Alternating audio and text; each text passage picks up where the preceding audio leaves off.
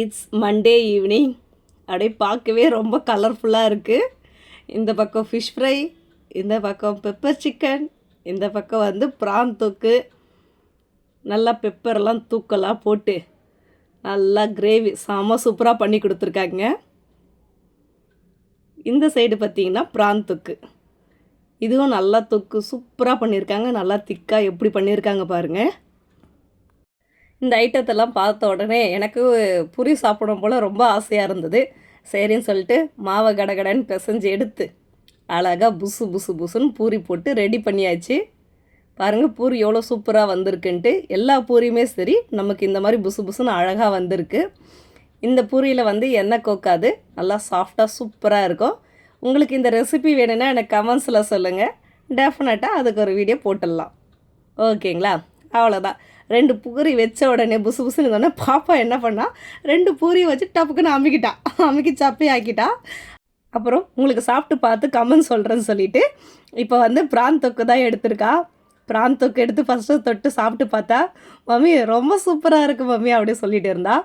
2வது வந்து chicken gravy try பண்ணியிருந்தா, அதுவுமே ரொம்ப சூப்பராக வந்திருக்குன்னு சொல்லிட்டு இருந்தா.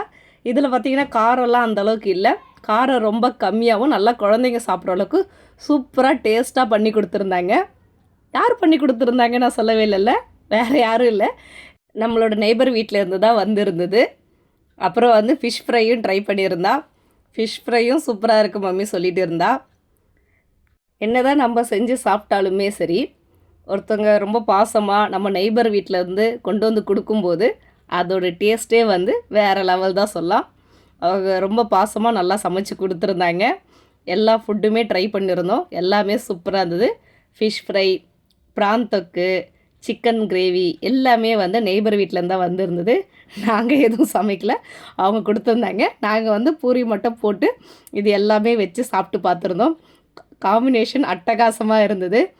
அதுக்கப்புறம் நானும் என்ன பண்ணேன், நல்லா பூரியில் தொட்டு கொஞ்சமாக மீன், கொஞ்சமாக ப்ரானு, அப்புறம் கொஞ்சம் சிக்கன் கிரேவி எல்லாமே தொட்டு சாப்பிட்டு பார்த்தேன். எல்லாமே சூப்பராக வந்திருக்கு. பசங்க எல்லாமே என்ஜாய் பண்ணி சாப்பிட்டாங்க. எல்லாமே டேஸ்ட் எல்லாமே வேறு லெவல். இந்த மாதிரி உங்களுக்கு நடந்திருக்கான்ட்டு காமெண்ட்ஸில் சொல்லுங்கள்.